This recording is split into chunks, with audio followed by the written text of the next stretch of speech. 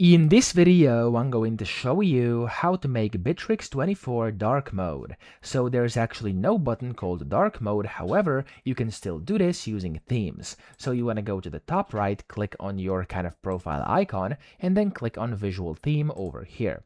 Now when you open this, this is going to be your default, it's called Vibe, and then if you want to go and choose a dark mode, you want to just go down and select one which is darker. So for example, this one, which is called Orbital Plane, if you click on it, you can see that it's going to turn much darker, and there we go. This is kind of going to enable your dark mode. You could also use this Galactic Harmony, for example, over here, which is also going to make things a bit darker, or even this one over here, the Coastal Dunes over here, and you have other options as well, like this subway, maybe these stars over here, and like all of them which are a bit darker, of course you want to select those, and that way you're kind of going to be able to select a dark mode, okay? Don't forget to hit the save button when you're done, and that's the best way to make Bitrix24 dark mode. I hope this video helped you out. If it did, please subscribe to the channel and help me out as well.